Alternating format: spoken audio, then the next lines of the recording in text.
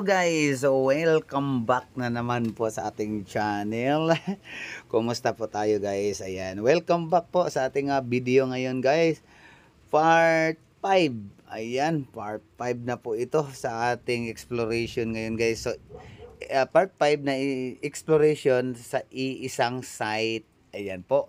So, ito po yung tinutukan natin ngayong araw guys. O, ito po yung tinutukan nating treasure site na ating tinulungan guys, no, dito sa ating channel na LTHP TV page. Ayan po, kung mapapansin ninyo ay drone footage po ang kinuha natin ngayon. Ayan po, pahirapan po itong ating operation ng ating mga ka-TH dahil nasa clip wall po tayo guys. Ayan, ang pamagat po nito guys is The Opening of the Secret Cave. Ayan po, so diretso na po tayo guys. Ayan, kumpleto na po ang ating mga damba dyan, ating mga taytayan para po sa ating operation. Dahil nga po ay mataas po ito at napakatarik na bangin. Ayan po. So, naghanda po tayo ng ating kakainin ngayong tanghali guys. Welcome lang po tayo sa mga baguhang pasok nitong ating page. Naog sa mo. Niod to sa ta, niod to. Niod to sa, niod to. Puli ra. Puli. Sige, puli ang, sige, niod to na ang mapuli, mo relibo. Kay pag humana, kaon na relibo. Lisod po, busog pa mo. Sa bagay, maglingkod naman yun dito. Sige. Tama. Sige, larga. Una na. Dala na dali, pre.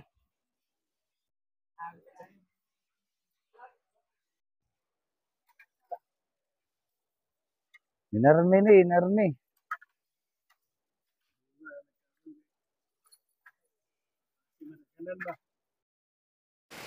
So, siyempre guys, dahil tinanghali tayo, siyempre kainan na. Ayan po guys. So, ito share ko rin sa inyo guys. Makikita natin dito itong napakalaking bato. Yan po ang sinadya yan na inilagay dyan ng hapon para po sa mapa na magkaroon po ng isang large boulder rock na magiging reference na yung katapat niya o point to north, doon po yung deposito. Yan po ang ibig sabihin yan, yung big boulder rocks, nakaharap po siya sa north. Doon po yung secret cave o yung secret treasure. Diba? So ito guys, sinishare ko lang sa inyo para po meron po tayong mga idea. And then ito bilang guys, bilang nabangbangan ng mga tulong ko rin sa ating mga ka-TH na bilang inspiration kumbaga sa ating mga local TH o local treasure hunter. Kasi hindi natin ngayon guys mapipigilan itong mga local hunters, no? Na hindi natin mapipigilang maghukay at maghanap. Talagang syempre sa dami ngayon na nangangarap po umangat sa buhay at syempre kung wala silang trabaho guys, dahil meron na silang mga professional na anak, meron ng mga army o meron ng mga police na anak at mga teacher at kung ano pa. And then syempre guys, hangad nila na magkaroon din sila ng yung bang pera na yung bang kaligayahan na hindi pa nila nakamtan. So syempre naghahangad po ng yaman. Kahit naman po sino guys, di ba? So tuloy tayo guys ditong ating exploration ngayon guys. Mapapansin nyo dito, ito yung secret cave. Ito yung tinatawag na trap air cave. Ito po dati guys ay concealed ito guys. Talagang tago ito. Hindi mo ito mapapansin may butas. Kaso lang aksidente nila guys na buksan. So syempre nung una guys, bago ako napunta dito guys, isinire nila ako at nagbayad sila ng charges sa akin para po makapunta dito guys. Nung una. Pero ako po ay nag-volunteer na sa second visit ko o third visit, hindi na ako nagpapabayad ng aking accommodation. Dahil nga po, gusto kong makipag-share dito sa kanilang site. Gusto kong magkaroon ng share pagkaroon po ng pagdating po ng hits, di ba? O bingo. Di ba? And then ito guys, dahil sa nagustuhan ko itong site nila, kaya tumutulong ako dito guys sa pag-provide ng needs nila at iba pang guys kailangan.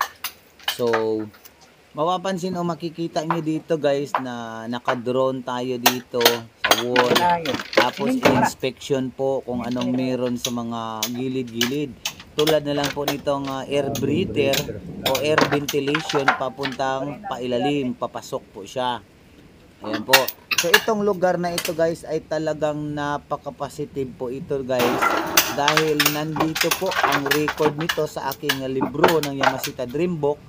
Nababasa ko dito lahat po ng reference dito guys. Unang-una yung bato na pinakita ko kanina, yung bato na meron siya parang mukha na naka-facing to clip wall. Dito siya nagharap guys.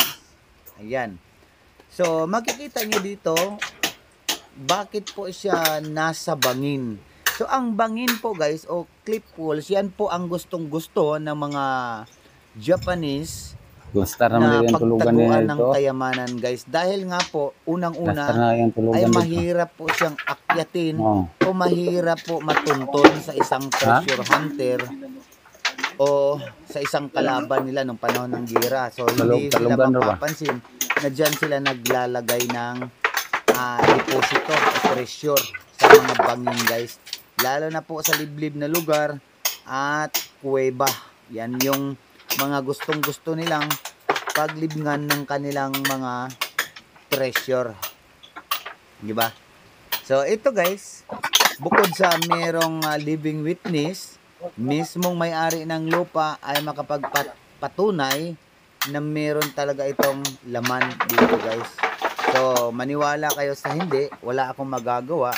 Basta nga po itong ating video ay sinishare ko lang po para po sa ibang mga treasure hunter na may ganitong sitwasyon. Ayan, share ko rin sa inyo itong bato na meron siyang nakaukit number 5. Ayan po siya. So ang ibig sabihin po ng 5, number 5 start digging or entrance to tunnel. So ito nga makikita natin sa likod ditong bato na may number 5. Meron talagang entrance to tunnel. Ayan po yung entrance na yan ay serado po yan dati. At itong grupo ko na ang nagbukas dyan. So swerte nilang nabuksan. So ibig sabihin guys, closed tunnel ito. Ayan, closed tunnel. So ngayon mapapansin nyo dito, bakit nasa itaas kayo hukay na yung tunnel nasa ilalim. Ayan po. Ang tunnel kasi guys, pag dito kami sa ibaba magsimula, ay talagang mahirap dahil malaglagang ka ng bato o di madaganang ka ng buhangin. So mahirap po siya. So nag-request po itong ating katiis na, sir, baka nga po pwede ay mag-direct kami doon sa ibabaw mismo ng entrance para po dire-diretso po. So hindi na po siya L position yung ating tunnel, kundi diretso po. So horizontal digging po, diretso po doon sa chamber o doon sa ating na-scan guys. Ayan, yan po yung buong lugar na ating guys. Ayan, may tao doon sa itaas.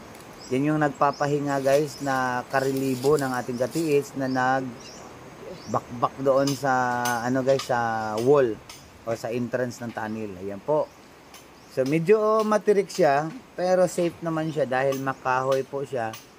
For in case po na may madulas doon tao, siyempre makahawak naman siya ng mga kahoy guys. Ayan po yung bato na merong parang mata o ayan po, may mukha siyang patingin doon. Diba? Ang ganda po guys. Ganyan talaga yung Andre, fishing object. sign. Na siya, yung mata, and then sikan boulder rocks, itong lingin, na siya diha, and then ang marka. Diyan po yung bato na may markang number 5. Na ang ibig sabihin ay entrance to tunnel. Ayan po, diyan po guys. So ito po yung mga sign niya. Ito yung bunker sign. Tapos ito double C, baliktarang C, close tunnel ang ibig sabihin. Tapos may number 5, entrance to tunnel. Ayan po guys, kung sa malayuan guys, kung titignan natin itong number 5, ay bukod sa number 5, ay meron siyang parang mukha na nakapikit o tulog. Nakapikit, ibig sabihin close tunnel. Kaya nga close itong tunnel na ito at sila lang po ang nakapagbukas nito guys. Nabuksan nila, malaki pala sa ilalim. Kaya lang pahirapan pong papasok sa loob, kaya dito sa itaas ang operation. Yun lang guys. Siya ang among exploration guys. So grabe kalayo to. Ato exploration karon adlaw. So gikan dito guys sa ubos sa pa. So gikan sa ubos sa pa. So nanami karon dire si babaw. O di ba? So kakay pa mig motor pa ingon dito sa highway. Og tara dito ang mga sakyanan guys gibilin. So mo gini siya ang explore. Mo gini ang trabaho sa explorer. So medyo kapoy ang baklay. Ginana gina siya. Okay, shout out ta diha no sa atong mga ka-TH nga mga loyal sa atong page. So di ba?